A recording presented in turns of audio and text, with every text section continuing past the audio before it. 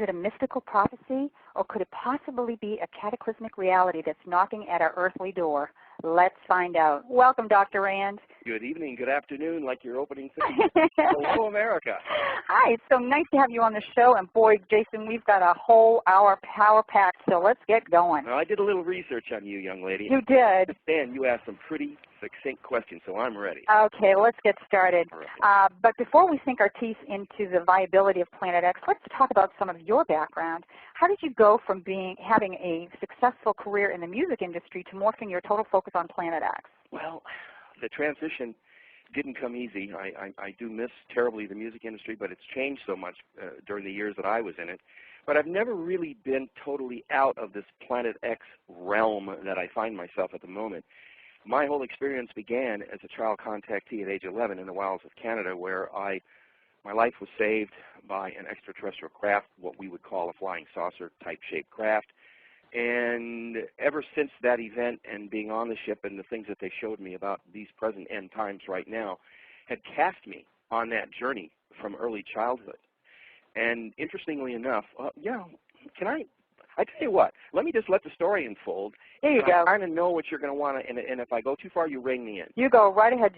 Take off. Go. Let's go. Is your seatbelt buckled, everybody? Yep, we're ready. We're ready. Or not, just in case. We're ready. Right, okay. When I was on the ship as a child, I was on there for about 5.5 hours. I was a guest. I was not abducted. You know, no funny business. It was intellectual. It was spiritual. It was physical. They were very humanoid. It was not traumatic, in other words. No. It just saved my life. And I was paired up with a child about my own age, an E.T. His name was Elan, A-A-L-O-N, Elan. And although he was like, I was 11, although he was like 11 and a half, 12 himself, he was far more advanced for his age than I was. And I knew it, and I recognized it instantly, because he was the one who taught me in less than 15 minutes. He was able to communicate with me how to participate in the art of what they call telemetrics, telecommunication, metrics, mental. And I began to learn the art of speaking through mental telepathy. So from that point forward, I realized I was not in any danger whatsoever. In fact, it had saved my life. And at the end of being on the ship, which was about a 5.5 hour run, I was taken to a small classroom. And Elon and I sat in these big, comfy leather, what felt and looked and smelled like leather. Believe me, I don't know what it was, but it was nice. We saw across large screens in a 180-degree arc, we saw a series, like a big slideshow. I'm sure you've been to a slideshow. For sure. Jump. The slides jump left to right and that type of thing. I was basically shown the formation of the solar system, where we were in the universe, how our solar system works. It was a classroom, preparing me and setting me up to find out if I wanted to take on the mission when I was older, like I am now. We don't discuss age necessarily, but I'm over 60. Let's put it that way. Okay, what it was showing me what the end times would look like from the future, a future that hadn't yet happened. Or the question was, maybe it had happened in their reality and dimensional system, and they were able to play it back for me. I think that they have the ability to go forward and backward in time. In fact, that was demonstrated to me on a couple of occasions. But I don't want to get sidetracked on that. Okay. So what I saw at the very end was the formation of our solar system, whereby what I interpreted was that there were originally 12 planets, just like Zecharia Sitchin talks about in his 12 planets. Right, exactly. Okay. That there were, in fact, 12 planets. There was no asteroid belt. That became a byproduct of a mischief in heaven that I'll tell you about. And there very, very possibly was a small baby star that had been born by our sun. In other words, we had a binary star system in the beginning, not a single star system, binary meaning two. By the way, most large or medium-sized star systems like our sun usually have binary star systems. So about 80% of them do carry two suns. One, a primary sun, just like ours, luminous, in fusion, creating heat, light, radiance, and that type of thing. And then you have smaller ones, either undeveloped, which are called brown dwarfs, or smaller versions of the large star in miniature. They actually have baby suns. It's just like mama and baby, okay? Okay. All right, now, we believe that about 4.5 to 5 billion years ago, with these 12 planets and this baby sun, and there were some moons beginning to come together, we have to understand, first of all, Louise, that our solar system's schematic for the way it revolves is that all the planets revolve around our sun in a counter counterclockwise motion. We think of things when we read the clock, look at our watch, that type of thing, or traffic flows. It goes in a counterclockwise. Well, our particular solar system doesn't. It flows in a counterclockwise motion. And about 4.5 to 5 billion years ago, a large errant body, probably a huge, almost planet-sized asteroid, or it could have been another small planet, flew out from the depths of space right into our solar system. And we believe that it was probably coming just like a bullet out of nowhere. Now we do believe that it was traveling in a counterclockwise motion as it entered our solar system. So it did enter, but when it came in, it started mixing, and we believe that this errant astronomical body smashed into a planet, one of the 12 planets called Tiamat, and that planet burst into a big chunks and debris, and we think that the Earth may be the remnants of that planet that wasn't totally destroyed. Okay, we think the Earth could be what became of Tiamat, because Tiamat we believe was a fertile planet and had water on it. Another big chunk, after it smashed into Tiamat, another big piece of this asteroid-type body smashed into a much larger rocky planet called Marduk. And the word Marduk, incidentally, if you want to Google it up on the internet, has it's a famous word. It has dozens of meanings, most of them dealing with godlike mythical figures from the past and warlords and things of that nature. Marduk. You know, the very words sound ominous, don't they? They sure do. Marduk. All right, so a big chunk smashes into Marduk, which pretty much pulverizes that planet. The bulk of it, the bulk of the pieces, the billions and billions of pieces, became our asteroid belt. Ah, that makes sense, doesn't Which it? also rotates counterclockwise along with the rest of it. Now, the asteroid belt is between Jupiter and Mars. Okay?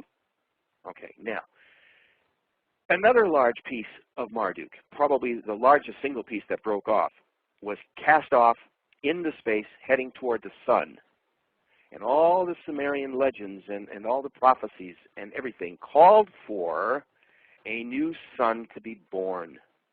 Okay. Now, it should have been true. That sun should have developed into a fully luminous, smaller version, but another secondary sun to our sun. Instead, it was killed instantly when this huge piece of asteroid rock from Marduk and also possibly pieces of the asteroid itself smashed head-on into this baby sun. Now, we believe that this baby sun, it was very possibly as big as Jupiter. I mean, it wasn't some small little tennis size, you understand? Yeah, it was pretty large. This was a large sun, not as big as ours. You understand? Okay, so it's smaller than our own sun, but bigger than Jupiter. Possibly the size of Jupiter. Okay. This baby sun, which means it's big. Okay, gotcha. And it's mostly composed of a metal core, probably molten, covering a molten shell around it, much like the Earth, and that it probably has a low luminosity because what happened when it hit it, it basically killed it, and it hit it with, excuse me, such force that it spun it 180 degrees on its axis, and it shot it off in a clockwise. Ah, it's going in the other direction. In the other direction, against the flow and the unity and the harmony and the electromagnetic gravity fields of all the other planets. That word, electromagnetic and gravity fields, is the key here. Okay. Now remember that. We're going to come back to it. Okay. Now, as it struck this little baby sun and basically, for all intent and purposes, killed it, it started out on its long, eccentric, elliptical orbit that could take as much as 3,600 to 4,000 years to complete its cycle, then returning back to the sun and then being shot out like a slingshot. Remember in Apollo 13 when they Oh, right, they had to come back, and that's exactly what they did. They went around the back of the moon, so they slingshot back in. They got their kick in the pants, so to speak, from the moon, shooting them back out in their orbital path back toward Earth. Correct. Okay, so it takes about 3,600 to 4,000 years. Now, why have a 400-year gap? Well, first of all, we don't understand anything about brown dwarfs, if this is a brown dwarf. And we believe it is, and I'll tell you why I believe it is. If it is a small, partially dead brown dwarf star, then its electromagnetic fields will be tremendous, and it'll be pushing a field of debris and pulling a field of debris. So prior to its coming to us and after it goes by, there's there's stuff before and after is what you're saying. In other words, as it's been incoming toward us now, for let's say the last 1,000, 12,000, or 1,200, 1,300, 1,400 years, I think, because I think this time the pattern has been changed slightly. Okay. Timing pattern. As it's coming streaking at us from the depths of space, it's been actually approaching the planet Earth from behind not only the shadow but the glare of the sun. You know we can't. You know you're never ever supposed to look at the sun with your bare eyes. You know. Correct. Correct. Luis, don't ever let me catch you. Don't you remember in school? No, in school we had those little things. Remember, you had to have a piece of cardboard and everything, so you'd look at the box and not into the sun. Exactly. So when this body returns, it's pushing and pulling huge debris fields.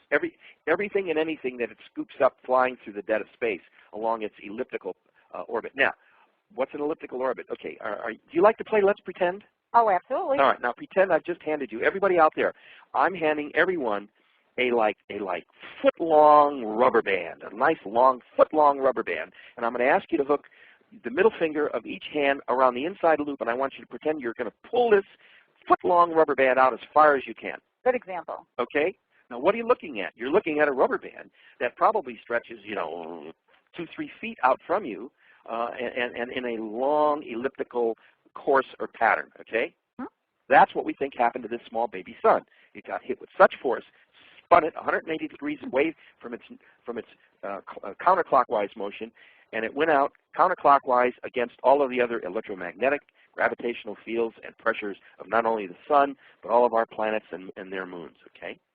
Now, the reason we think that this event is going to happen is because of the series of indicators and pointers that 7.5 years of research have uncovered.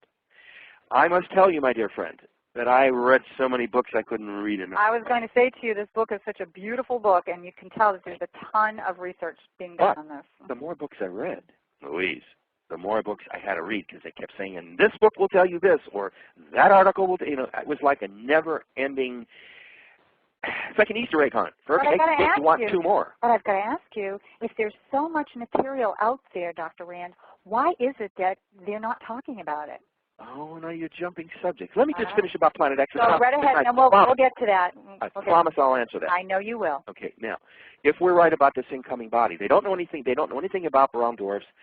By the way, it's not a new subject. In 1982, as early as spring of 1982, NASA itself announced that there was a Planet X. I'm going to read you a quick excerpt from the book. Please do. Quote, in 1982, NASA itself officially recognized the possibility of this legendary Planet X with an announcement that some sort of mystery object was really out there, far beyond the outermost planets. This NASA statement appears to confirm those ancient 6,000-year-old Sumerian pictographic descriptions of our parent solar system containing at least one more planet the Sumerians called Nibiru, which means planet of the crossing. Since then, NASA has been rather quiet about X, which suggests that something quite mysterious may yet be out there lurking in our collective future. All the indicators are now in place to confirm X's existence, especially with the building of that billion-dollar celestial observatory down at the bottom of the South Pole. So only time will tell us as we approach 2009 in 2012. And maybe the Sumerians, the Mayans, and the Aztecs were indeed correct. Maybe there is a Planet X, and maybe it's on its way back, end quote. Let me ask you something at this juncture here. Yes. Why is it that we can't see it yet? Or why is it that it hasn't been? We can see it. They've already had reports of it. They're coming out of Australia and out of private telescopes or at the bottom of the southern hemisphere. Now, what are we talking here, Dr. Rand, within the last 2, 3, 5 years that they're being able to see it? I would say in the last 6, 8 months, the first images are coming in. But that's soon. Okay. But you have to have a really good telescopic array, and it must be infrared. Okay. Because this object doesn't necessarily give off a bright, radiant heat or light signature. Okay. It's muted, it's dim, it's murky, it's like dirty, rusty. So it's hard to tell. It's hard to see. It's hard to read. It's hard to detect. Okay. Now, if we're right about this, a lot of people, NASA, referred to it that it might have been like Nibiru, but they actually called it Planet X. Now, here's where I need to change that. Nibiru does mean planet of the crossing, but that Nibiru, that particular planetary body, is not Planet X as we know it. That particular body described by Sitchin was believed to be actually the 12th planet of these 12 planets, you see, that we were talking about in the beginning. Now, because it is confusing. it is confusing, and that's part of what feeds this confusion over this whole array of facts and information about something called Planet X. So now I'm going to take that one step further. The reason I call it Planet X was because that is the term that I find most used at this moment, at this time, while we're interviewing each other, is being used on the internet to cover a vast grouping of subjects on asteroids and Planet X and Wormwood and Nibiru and all of these things. It's all called classically Planet X, but it's not true. They're different designations. Now, the Planet X that I'm referring to is the one that probably has the most traction on the internet, that it could be or should be or will turn out to be a brown dwarf star, the little baby sister sun to our sun, okay? Now, how I linked all this up is quite fascinating, and then I'm going to answer your question about why this and why that. We believe that this object is also called wormwood, as described in the Revelation, right? The book of Revelation, chapter 8, verse 11, and I'll quote, "And the name of the star was wormwood." Now, here's the key. Okay, remember I told you earlier I was on the ship and I saw this little cloud session? Yes. And I saw this collision coming with this body coming in. They showed me how this whole thing was going to unfold with this sun that comes in every so often and the destruction that it does. I saw our planet spinning crazily and possibly turning over, and out in center screen was this large red fiery object. And if you look, are you anywhere near the book? Yes, I have the book right here in my lap. Look down at the front cover. I am. That is the image that they showed me. That's exactly what you saw. And that's exactly what we've reproduced. Incidentally, the artist who did all of the illustrations, or most of them in the book, is world famous, Mr. Shushi Miyagoka from Japan and Los Angeles. I just want to take a second here and tell our audience that this is one of the most fascinating books that I've had the pleasure of reading, and I'd like to put in a plug for the book. Oh, please do. Yep, at this point, why don't you tell folks how they can get it? Oh, okay. And everything. Go right ahead and give all If you'd like to obtain a copy, it's 342 pages. It's Time Life magazine style format, nice slick paper, beautiful colorful illustrations. If you would call 1-800-247-6553, that's 1-800-247-6553, or visit our website. Can I give them the website? Absolutely. www.returnofplanetx.com, and there's a little hyphen between the T and the X, so it'll be www.returnofplanetx.com with a little hyphen, okay? Now, if you want to get an autographed copy, call this number, 1-901-336-9660, and I'll hook you up with a signed, autographed, dated copy from the author. It's one of these books that I've had it for a few weeks now. You very graciously sent me a copy, and I just keep picking it up and opening it up because there's so much information in here that you can't possibly absorb it all just sitting down. It's not just a straight read-through. No, it's not Reader's Digest. Yeah, it's not Reader's Digest. You can't say, wow, that was a great story. By the way, I have nothing against Reader's Digest. Don't get me wrong. It's just that it's not great big bold print, but yeah, it is written. This is like a Bible of its own. But anyway, let's get back to the, you've seen this slide of the red planet. I'm at the end of this classroom session, and I'm showing all this destruction, and then they come back and say, but well, sometimes it's not always that bad, but we showed you the worst that it could be, and then it zeroes in on this image that what filled the screen in front of me was this image that you see on that front cover. And my friend Elon turns to me. Actually, he turned to me and he touched me on the shoulder and he turned me back toward the screen. He said, I want you to look at that image and I want you to remember it. And then he said, because that is wormwood. Ah. Now, that stuck in my mind. Louise, it was burned into my consciousness. Yeah, that would do it, definitely. And I did. Now, you're only 11 when this is going on? I was 11. Okay. And I was about 5 months into being 11 years old, so I was 11 and a half. Okay.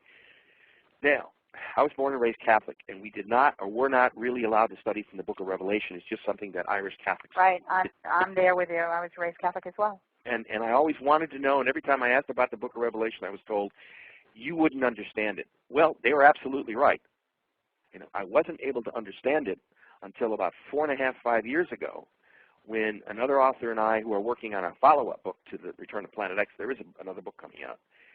What happened was that we kind of cracked the Bible Codex code that kind of runs through the Book of Revelation.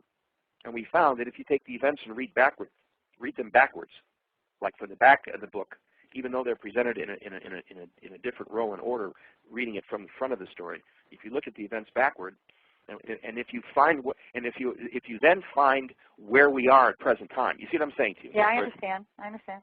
Keep going back and you go, whoa, whoa, stop right there. This is happening and that's happening, and the stock market's crashing, and the financial incident, and the war and pestilence, and the weather, and the volcano.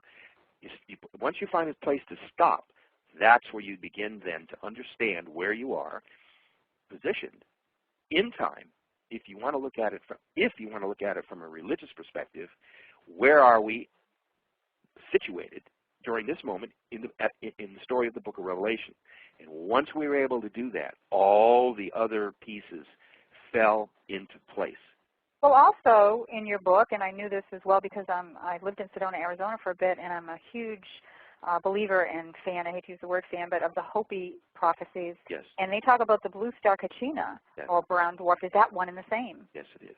Okay. Now, why do they refer to it as that? I knew you'd be good at this. Why do they refer to it, though, as blue Kachina when, in fact, when in this beautiful picture on your cover, it's red. It's not blue. Well, it's something to do with the literal translations, but then again, there were several different aspects to this particular prophecy. And they also believe that there is a blue savior planet or a blue savior sun associated with it. So okay. I'm still researching that one down, but the blue Kachina, yeah, it is the same. Now, there are other interpretations of that, but the way you're using it, yes, you made a good connection. I'm proud of you. Let me ask you something else, too, because this is bringing around to this timeline, this magical number of 2012 that we've all been talking about, with all of the different prophecies, with all of the different research, it is all converging onto the now. I mean, we're talking a short time here. How is it that the common thread is there with all of it? Well, you asked some really good questions. Yeah, I know that's a tough one, but that's the one that I great. see. That's the one thing that I see through everything is it keeps being it always seems to come back to that, doesn't it? It does. Okay, now, remember I asked you to play the game of rubber band. With the rubber band? All right, now let's play what if. Another what if, okay? Okay. Okay, now, I want to talk about a subject which in metaphysical terms makes a lot of sense, called numerology. Okay. Numerology has been practiced. It's a science that goes back as far back into antiquity as we've had people talking about numbers and things, okay? Right. So the art and the science is not new. It's not necessarily embraced by all religions and sciences, but that's okay. Diversity is good, don't you think? Absolutely. All right, now, but I'm going to talk about it, and I'm going to share something with your audience, which is quite interesting. Like I said, everything kept coming back to the Christian Bible and the book of Revelation. Now, I found much of the matching information also contained in all the other religious texts. I really did. A little different, but it all boils down to the same. They have a day of contrition. They have a day of purification. Yeah, they're calling it different things, but it really, in fact, is that same result. Right, and it runs consistent through all the written literatures and religious texts of the planet, even in these modern day times. So there's got to be something right connected to it. Correct. So I just couldn't dump it and say, oh, come on, that's just nonsense, right? Okay, now, talking about numerology. The date that everybody's concentrating on is December 21st, 2012.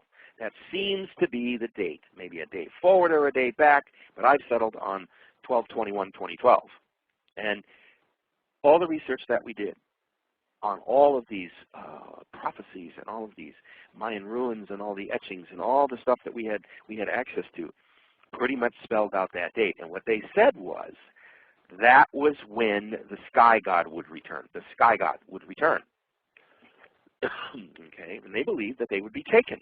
But that was from the Mayan calendar, wasn't it? That did this originate, or at least the modern day talk of this was based on the end of the Mayan calendar? The Mayan calendar and the Mexican calendar read a little bit different, but they still equate to the calendars that we have. Okay.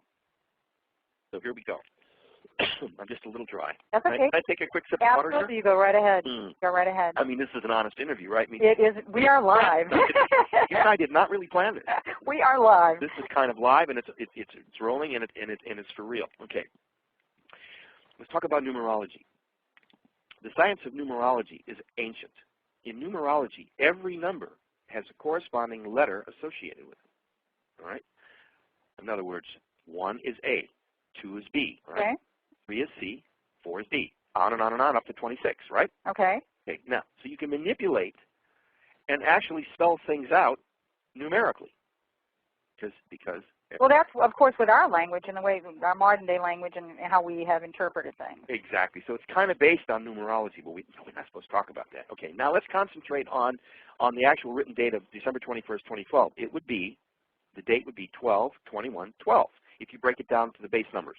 Okay. 12/21/12. Okay?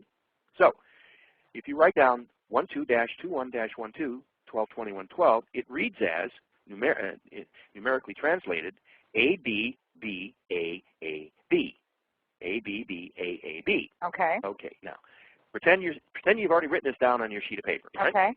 Now, when you consider that the Hebrew language is read from right to left, mm-hmm. This date would now read different. This date would now be translated differently, right? Correct. Here's what it would be. B-A-A-B-B-A, and actually it's pronounced Ba'aba. Ba'aba. Okay. Okay, B-A-A-B-B-A. That's 12/21/12. Now, the Hebrew translation for Ba'aba is, Father comes, Father is coming. Okay. Uh-oh. The alarm bells and whistles and sirens just went off when I put that together, because in the Jewish and Christian religion, God is the Father. Understood. Okay, now, once I put that piece together, then it was easy for me to jump to this business of the rapture. Now, the word rapture never, ever occurs in either the New or the Old Testament. It's a rather new theological premise that was fostered during the 20s by a Christian minister, and it started to gain speed, and is now the tenet and the premise of many evangelical organizations and churches. Okay, now he wasn't so wrong though, and I'll tell you why. Jesus himself said that he would return in the clouds, everyone would see him, and he would come and collect his flock. Correct? Correct. No. That sounds to me like rapture, right? I mean, I could turn it around and say, well, no, not really. But that does sound like a form of rapture, does it not? Absolutely. All right. Now, I'm going to go a little further here. We've got the concept that Ba'aba means Father comes, Father is coming, that therefore that we probably think that there is a Godhead or a God force or Jesus the Lord. Someone's coming. Something's coming. So if we go from the rapture to studying Matthew, and if you go to chapter 24, verse 29 to 31, it is quite illuminating, and I'm going to quote one more time. Matthew 24:31. And he shall send his angels with a great sound of a trumpet, and they shall gather together his elect from the four winds, from one end of heaven to the other. That sounds like rapture. Somebody's coming for me. Yeah, that's exactly right. If I'm one of the chosen ones. Exactly. If not. You know what I want to ask you, because this hour where I'm going with this hour is going to go by way too fast, and I want to get to some of the meat and potatoes about what was in the book here, because I think this is what my listeners would love to hear from you. You talk about some pretty unsettling events that may occur. You put them into 3 phases. What are they, and what do you believe is going to happen? Well, I believe that this incoming body is going to make its effects drastically known by at least midsummer of this next year. 2009. 2009. I think it's we talked about that off air. Its first inbound pass coming up from behind the sun, up under the plane of the ecliptic of the solar system, and when it creates its second arc, it's then going to be coming up and over. Now, I'm hoping that this pass will not come through the solar system. I believe that the research indicates that sometimes it does go directly through the solar system between the asteroid belt and Jupiter, and it could cause all kinds of really major problems. So that's the kind that turns the planet over and spins everybody in different directions. Now, I don't think this one's going to be that way, because if it was, I think we would have had a lot more destruction a lot sooner. So you're saying that it has some flux? There is some flux in this elliptical orbit? I wouldn't use the word flux, but I think that it varies sometimes in its absolute trajectory due to forces that may be deflecting it. Don't forget, it can be deflected also because all the electromagnetic gravitational waves from all the other planets affect it, just like it affects all of the solar system. Like the butterfly effect. Yes, exactly. Now, where I'm going with this is real simple. We could get just a nasty glancing blow, and this is what I'm hoping and praying for. Now, the current weather systems that are plaguing the planet are not very nice, and they're very exaggerated. But I think Mother Earth has been doing that throughout time. Are we going to blame that on this every 3,600 years? Or are we going to, just say Mother Earth does this anyway? Well, it's definitely cyclical, but okay. In this particular situation, I think that what we're dealing with are a series of events that we cannot control their destiny. I think that we are at the end of times as called for by Scripture and prophecy and all these other telltale events. Are you saying that humanity cannot change the course of these events with mass consciousness? Are you of that belief that there's nothing we can do about that? I mean, I don't want to sound gloom and doomish here. No. I don't believe in that because I think mass consciousness can help. It's a great question, and I do believe in a very positive attitude toward global consciousness. I'm just afraid that the planet may be a little too far gone to get its consciousness balanced back. By the time we need to have it. By the time we need to have it. Wasn't that what we're trying to do, is bring the awareness? That's why we're doing programs like this, to bring awareness in the hopes that can wake some people up and help them to get their mass consciousness in a better place? Oh, absolutely, absolutely. I'm a firm believer in all of the metaphysical approaches to the problem. And this is not doom and gloom, it's just reality. All I have to do is look around me and I suddenly realize, wow, we're not prepared for anything coming at us. We barely survived Ike.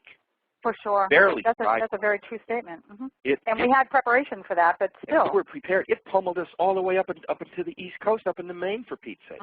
It's like it terrorized us. Now, the point is, didn't write the book to scare everybody. Didn't write the book, it's not where everybody's going to die and we're going to live in caves. No, that is not what I'm saying. That is not what the book says.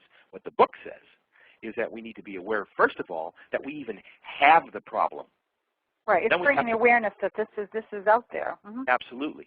And if we think we got problems with the stock market and bailing banks out and a nasty, by the way, we're only halfway through this hurricane season, so we're not off the hook yet. Right. So we have bigger fish to fry. We're going to have a huge, big redfish to fry, or it could fry us. Okay, so the point is that what we need to do is start talking about it like you and I are doing. I'd like everyone to get a copy. I'd love to sell, I'd love to sell a bunch of books. It's not about selling the book. It's about getting the information out. And letting them discern for themselves. Just to write a book. How else can I do it? Exactly. And it's available ebook. Now, once you get the book, now you're charged with the responsibility of the knowledge that it gives you about what you're going to do about it. Are you going to waste the knowledge? Are you going to pass it on? Which is what I'm asking. I'm asking everyone who reads the book to be sure at least 2 other people in their family are exposed to the book. Well, something, one of the quotes in there that really got me, and I jotted it down because I thought it was worth mentioning, was, I think it was President Ronald Reagan who stated, perhaps we need some outside universal threat to recognize our common bond. Yes. I thought that was very powerful. Yeah, he was actually talking about several different things. One of them was an ET invasion. One of them, I think, was this visitor from space. And one of them was some kind of an implied threat by alien technology. I want to ask you about the alien, your contact with them, Dr. Rand. You talked about 11 years old having that experience. Do you still have it, or did you continue to have teachings or classrooms with our galactic friends there, or when did that stop, or was it a one-shot deal for you? Yes. Yes, it continues? Yes. All of the above. Okay. Now, not in exactly the same format as I experienced it as a child. However, I have been in contact, still am. This book was written with a lot of research and intelligence and guidance provided by an extraterrestrial force. You'll notice that the entire book takes the subject very seriously. This is not a ha ha ha ho ho ho. Yeah, there's no levity here. Tongue in cheek, like, yeah, they're going to land on the White House lawn. Sure. Right. Okay. Well, let me ask you a question. Would you, knowing what could happen to you if you landed on the White House lawn, yeah, we're the hostile ones. Any idea how you'd be blown off your rocker? Yeah, we're the hostile ones. Yeah. I wouldn't want to sit down and say, oh, listen, I'd love to talk with you. Yeah, sure. We have trouble with different parts of our own planet, let alone, yeah, I can understand that. I want to ask you, too, because time is going to just get away from us here. You moved yourself to an area you believe will provide you with the best opportunity to survive. Let's talk about that. Let's talk about the possible changes of Earth, and why you moved yourself where you are. I think that anyone living near a seacoast, you and I were talking about this earlier. Yeah, I live in Sarasota. I am on the coast. You need to rethink your position and where you live. If Katrina and Ike and Rita and David and Roger, and I can go on and on and on and on and on. There have been over 40 hurricanes that have devastated the Gulf Coast states over the last 100 years. The point of the matter is, do not live near a large body of water or necessarily a big river, and here I am less than 25 miles from the mighty Mississippi, but we'll go into that later. I believe that if you're near a seacoast, you move inland. If you're in a low area, you go to a higher area. How far inland are we talking, Dr. Rand? I'd say at least 75 to 100 miles would be the barest minimum if the worst develops where there are large tidal waves. Did you see Deep Impact? Yes, I did actually. Remember that wave that I sure do. in on that reporter and her father? Mm-hmm. Well, sure was real. And that's exactly and that's the what kind you of thing. think is going to happen is if it's as worse, if it's as bad as it could be. I'm not saying it's going to be. But is it debris that's going to be coming from our skies as a result of what this is pushing and pulling with it that's going to fall into our atmosphere? What is going to cause this? It is known that there could be hot meteorite-type rocks falling. In fact, our research indicated that the times when it came back, there were vast patterns of devastation by fire and burning rock. We believe the last time it came back was in the year 1447 BCE, about 3,460 years ago. And that's when Moses was leading the Israelites out of Egypt under Pharaoh's rule. Oh. And that would explain all of the miracles, all the things that happened when Moses cast his rod, all the pestilence and the sun stopping and the earth tilting and the firstborn dying and the rivers turning blood. All of these are manifestations of what we call Planet X or wormwood. Well, that's what they're talking about. That's the first, when I first became aware of any of this topic, it was the planet shift. It was global warming and the planet shifting, the poles shifting. It was before we started talking about Planet X or any of that. So that was... Pole shift would be the super, super extreme. That's big trouble. That would take 2 shows. I know. Okay. And you know something I wanted to ask you too, because I wanted your opinion on this. I asked a lot of other guests about it. Nobody's really had any kind of satisfactory answer because it bothers me terribly about the chemtrails, which are man-made. They are so in our face, but they are being ignored. Is that weather control, or is that, do you have any opinion on that? I mean, we've got a lot of things going on astronomically, but we have things going on here too that people are concerned about. Is that friend or foe? What is the chemtrail? I find it's probably 50-50. I think there's some experimentation going on. I think some of it is natural phenomena. I think that the planetary status is changing. I think they're trying to figure out what's going on. I wouldn't put a really bad conspiratorial view on Spin on it. Okay. I think you should keep it reasonable. I find in this business is so nuts, Louise. Yeah, it is. Either you're all one way or you're all the other. You're a solid Republican, and I hate the Democrat. I hate. Well, it's hard to know, or too. It's scientifically, you're one end of the zone or other. Oh, there's no such thing as UFOs. How stupid. Well, there's a lot of disinformation out there, too. Yeah, Dr. Rand, we're getting so bombarded on the Internet in particular with information, it's hard to know what's what. Believe me, the government and everyone in power on the planet knows exactly what's going on. There are committees and upon committees, and there are layers upon layers and layers of... Are they afraid of panic? Is that why they're not giving it out? But, yes. But wouldn't it... Because there's nothing they can do. There's nothing they can do. There is nothing you could do. What could they do about Houston? Nothing. What could they do in New Orleans? Nothing. Well, the information about preparation, which is just what we're doing here tonight, we're giving out information for preparation as much as you can prepare for something. Each state needs its own preparedness center, and each state needs to take this very seriously. I live in Mississippi. I'm about 335 miles northwest of the coast, and I feel effects even where I live from winds and rain, and we had a tornado came through. I had the most unique experience, and I know time's getting real short here. Go right ahead. I did a stupid thing. Our town got hit with a series of tornadoes. Now it's got to have been about 6-8 months ago, and it was early April. I do remember that, and there had been warnings all afternoon. The weather was awful, rain and wind and hail. It was just awful, and then it got really, really, really quiet. So everybody went inside, and it was just then that we felt, well, everything probably passed by okay. Well, it hadn't. 20 minutes later, all of a sudden the winds came back, and I could hear the roof shingles lifting up and slapping down on the roof of the house. It was very, very discerning. I mean, it was like, whoa, what is that? So I thought to myself, well, I'm going to go out there and get to the source of this, right? Well, I got to the front door. My front door pulls in. I could barely open the door because of the vacuum. Oh. As it turned out, the tornado was only 150 to 200 feet above my house, right there, turning on its axis, heading for the warehouse area. Wow. Had it kept coming, it would have probably settled down right on top of me. That's amazing. And I saw it because when I finally got the door open and I go out, and it almost sucked me out, I had to grab on to a porch and a railing that we had there. And just as I'm trying to figure out how to get back in the house, it hit. You know what an electrical relay substation is, where they have all the breakdowns? Oh, absolutely. From big power to smaller power to smaller Right. power and into the houses? Mm-hmm. Well, this tornado, that was the first thing it touched down on. Oh, for heaven's It sake. took out all the electric grid, and of course, we were immediately in the dark. But when it hit it and blew it up, it sent up a huge, huge glow, like 1,000,000 Roman candles, and it lasted for about 6-8 seconds. And just then, I look up from under my porch, and that's where I saw the tornado. It was so big it covered 2 or 3 blocks. Oh. Do you remember Twister?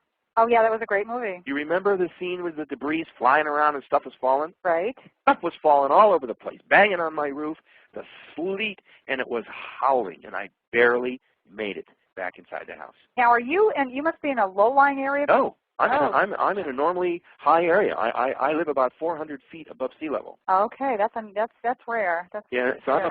I'm about 320 feet above the river level. What can we tell our listeners? What can they do right now to prepare themselves without panic? Right. You know, what are your recommendations here? Because we don't want, you know, obviously everybody isn't going to do a mass exodus from the coast. I mean, don't you remember? But we're not recommending that either. Yeah, but remember in 2000 when the new millennium was coming in, there was a panic state, things changing. I remember some people I knew casually that up and left Florida and they moved to Wyoming because they needed to get away from the coast, and then of course absolutely nothing happened. Well, that was a good thing. But so we don't want to scare them, but we don't want to poo-poo this either. So No, what can we do that's intelligent and not panicking? Number one, take stock of who you are and where you are and why you are. Okay. Become aware of who you are. In this time, on this date, we live at a very exciting time to be alive, Louise. I agree with that. Changes to this planet that no man has ever seen before. Now, the next thing you need to do is you need to take stock of your family. Knowing all about yourself and having yourself secure is one thing. If you have a family, you have a wife, children, you have relatives, grandparents, aunts, uncles, you need to put a family plan together, just like they say in FEMA. Then you have to instruct everybody on the worst that could happen. If nobody knows that the tree is going to fall on a house, it's all the worse when the tree falls on the house and kills everybody. If this is such a withheld subject matter, other than you and I having this discussion tonight and having your book out there, it's not something that's on mainstream television. So to even broach my own family with what you and I are talking about tonight, they're going to get ready for a white jacket for me. You know, they're going to. Well, it depends how you approach it. Okay. Okay. Well, let's tell people don't do it like, oh my God, you'll never believe what's going to happen in right. 2.5 years. Right. Don't do it that way. Okay. So what do we recommend to what I recommend is getting stock of yourself, get a family plan together, figure out where you're living. If you're near the water, make an attempt. If you can't, then you got to prepare where you're at, okay? You have to take a stand where you're at. So let's face it, let's be practical. Right now we're economically in a crisis, and houses aren't selling. You know, people can't just say, okay, I'm going to abandon my home, but yet they can't sell their home either. Well, I think what's going to happen is the government is going to go to an exchange program. That's what I'm talking to my local state senators about that. Exchange in all these homes that are in foreclosures, they would make excellent homes for people who have had their home destroyed or decimated by a natural disaster. That's a great idea. Make these homes available. That's a great idea. Why not? Great idea. There's going to be 3, 4, 5, 600,000 of these homes. Okay, that's one thing you can do. The next thing is you have to decide what you want to do with the rest of your life, because there are many people who will not heed these warnings, and there will be many people who will lose their lives. Do you realize when that earthquake, that 9.0 hit Indonesia, Christmas of 2004 to 2005, more than 285,000 people died in 45 minutes. Right. That is a fact. If I never say anything more about a natural disaster, it's real.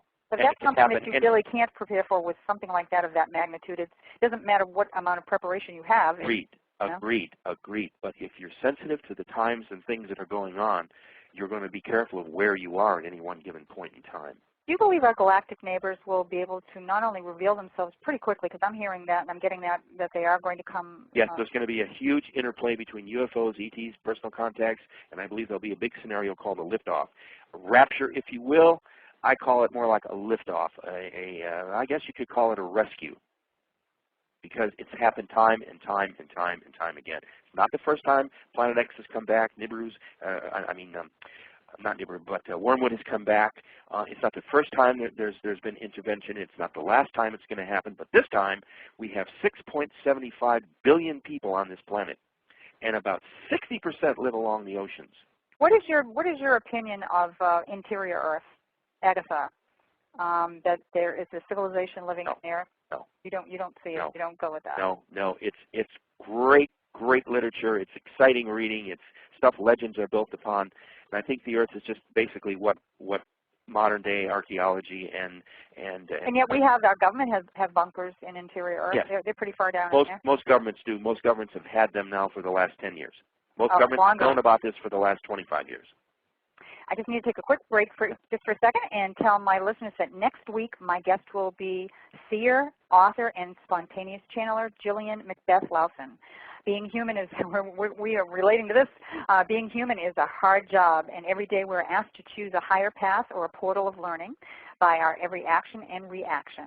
As we get, here we go with the 2012 thing, Dr. Rand, as we get closer to the time door of 2012, a multiverse will change us, not universe, a multiverse will challenge us to become the humans we were originally designed to be. Be sure to join us next week. That's Thursday, October 2nd, and learn how to activate your quantum awakening. A little different spin on what we're talking about tonight, but let's kind of, we've got about 5 minutes left. Let's talk about, leave on a positive note here and talk about a little bit more about what we can do, and we started doing that. And what do you see? Is there hope? Is there a chance that, as you said, that maybe this will not happen to the degree that it's being prophesized? All right, let's put it this way. Anything can change. By the way, the only constant in the universe is one word, change. That's the only constant we know of in the universe. Now, yes, it could be a little bit worse or not as bad as described in our book. We hope it's the latter. We hope that it's not going to be as bad as it could be. But even if it's a little bit bad, if this weather continues like it is and the storm patterns ravaging the planet, and if this thing called global warming, which is another show, Louise. I know, that's something altogether. We've got a lot of things happening. If it continues, we could find ourselves not only in serious, dire straits, but quite near collapse. Do you see the government, even if it's the 11th hour, do you see them finally saying, okay, everybody out of the pool, here's what's going on here? Yes, I think they will not let the public down. At least I believe that the United States government will do the right thing. See, I'm not a big conspiracy guy. I see lots of problems that need. Oh no, because they're going to go too. I mean, they have to be prepared, and they have families as well. Yeah. You know, so. And many of them are prepared. Listen, the rich are going to make out very well on this. Yeah. And this is not class warfare. I'm just saying, if you have enough money to prepare, you'll already have your own little bunker quietly. You'll have your foodstuffs. You know, you're going to have this. You're going to be out in the middle of nowhere. You're going to have protection. I worry about the average common man, of which I am one. And I am one as well. All right. What we need to do is take stock of who we are. This is no time to panic. This is no time to get depressed. This is no time to hoard things, but it's time to prepare, take stock, and read about and learn about. The Internet is rich with information. So you believe so rich you could spend day and night and not pull down all the information that you need to learn about. So you believe the planet will be inhabitable? Yes. It just will have peripheral changes. It's going to be rough. It'll be like starting out all over again if it gets bad. Listen. Let's say we just have one earthquake, but it's big on the West Coast. We lose San Diego, Los Angeles, San Francisco, Portland, and Seattle. If that happens, it's over. The game is over. Okay. We could not afford to rebuild even one of those cities. Did we rebuild New Orleans? Exactly. That's a very good point. Okay. So what I'm saying is these major cities better have really, really good emergency plan operations. Do you think on some level they're passing it down? They're giving that information? Those that are in the know, we've got 2 minutes left here. Are those in the know, are they passing it down to lower level government? Yes. Yeah. I believe it's already beginning to filter itself down, but right now we're so preoccupied with this the economy and this election problem with the stocks and the credit issues that we're being distracted. But it's good for them because then they don't have to talk about anything else. Dr. Rand, our time is up. I knew this was going to happen. I would like to invite you back after the first of the year. And I graciously accept. We will talk about this some more because especially after the election, we're going to see what. Oh, won't it be fun to talk about it then? It will. And, you know, there's also some prophetic things about some sightings coming up pretty soon, some massive sightings. It's going to be interesting to see if they do or do not happen. So. Absolutely. And I want to thank you so much for this. Well, thank you. And give a shout out again one more time about how to get your book. Yes, sir. You can get a book by ordering it at 1-800-247-6666. 1-800-247-6553, 1-800-247-6553. Our website is www.returntoplanetex.com. It's in all the bookstores, Amazon.com, religious stores. It's all over the place. You can, and if you want me to do a book signing, tell your bookstore, and I'll come and do a book signing for you. Fabulous, fabulous book. Thank I you. highly recommend it. Thank you so much, Dr. Rand, and I'm going to have you on after the first of the year. Okay. And thank you for what you're doing and the information you're giving out to us, and hopefully I can get my family to listen. Okay. Thank you, everybody, and bye-bye, Louise. Thank you. And I also want to thank my listeners for listening to Now That's What I'm Talking About. Good night, everybody. Who better to shed some light on this subject? Is it a mystical prophecy, or could it possibly be a cataclysmic reality that's knocking at our earthly door? Let's find out. Welcome, Dr. Rand. Good evening, good afternoon, like your opening thing. Hello, America. Hi, it's so nice to have you on the show. And boy, Jason, we've got a whole hour power-packed, so let's get going. Well, I did a little research on you, young lady. You did. Dan, you asked some pretty succinct questions, so I'm ready. Okay, let's get started. Right. But before we sink our teeth into the viability of Planet X, let's talk about some of your background. How did you go from having a successful career in the music industry to morphing your total focus on Planet X? Well, the transition didn't come easy. I do miss terribly the music industry, but it's changed so much during the years that I was in it. But I've never really been totally out of this Planet X realm that I find myself at the moment. My whole experience began as a child contactee at age 11 in the wilds of Canada, where my life was saved by an extraterrestrial craft, what we would call a flying saucer type shaped craft. And ever since that event and being on the ship and the things that they showed me about these present end times right now had cast me on that journey from early childhood. And interestingly enough, can I tell you what, let me just let the story unfold. Here you go. I kind of know what you're going to want to, and if I go too far, you rein me in. You go right ahead, take off. Go. Let's go. Is your seatbelt buckled, everybody? Yep, we're ready. We're ready. Or not, just in case. Okay. We're ready. Right, okay. When I was on the ship as a child, I was on there for about 5.5 hours. I was a guest. I was not abducted. You know, no funny business. It was intellectual. It was spiritual. It was physical. They were very humanoid. It was not traumatic, in other words. No.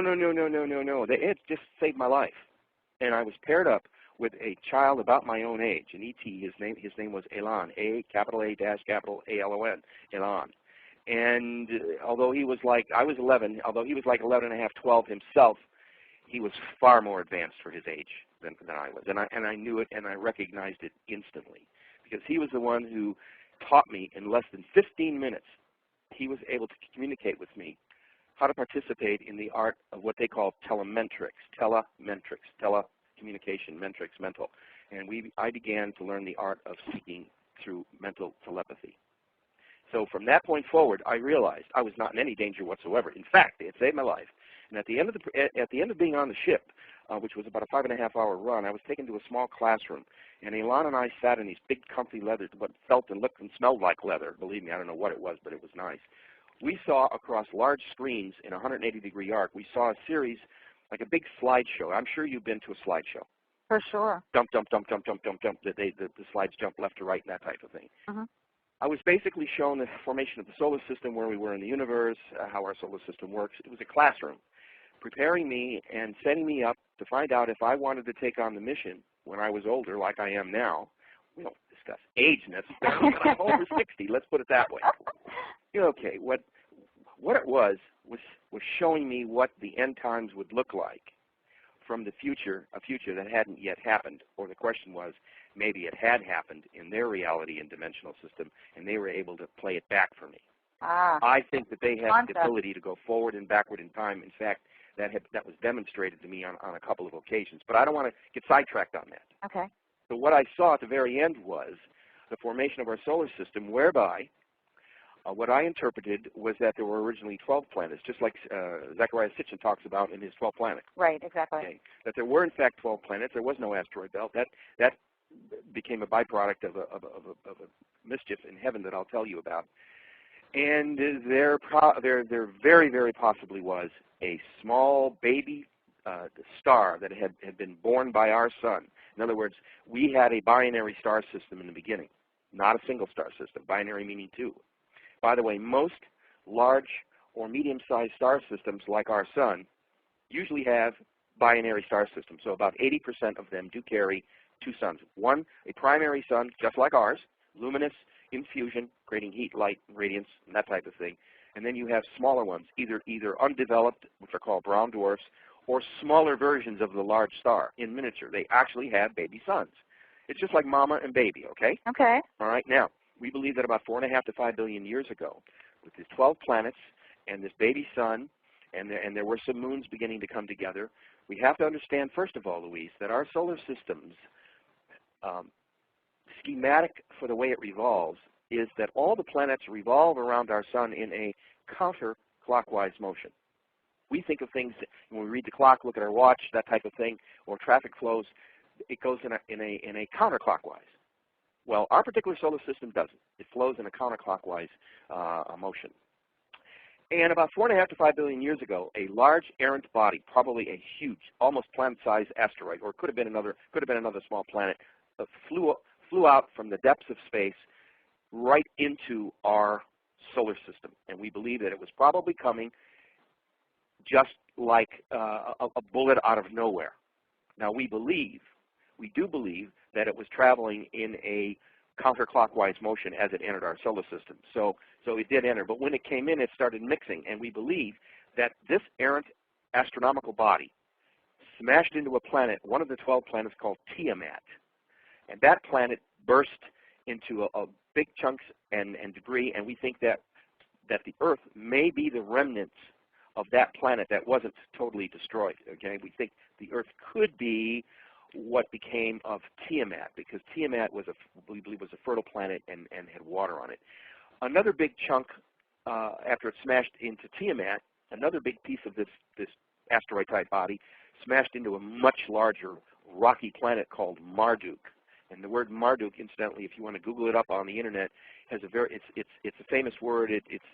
It has dozens of meanings, most of them dealing with godlike mythical figures from the past and warlords and things of that nature. Marduk. You know, the very words sound ominous, don't they? They sure do. Marduk.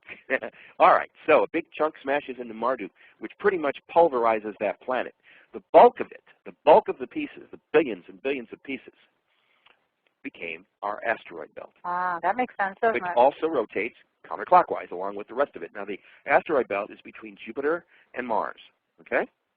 Okay, now, another large piece of Marduk, probably the largest single piece that broke off, was cast off into space heading toward the sun. And all the Sumerian legends and all the prophecies and everything called for a new sun to be born. Ah, okay. Now,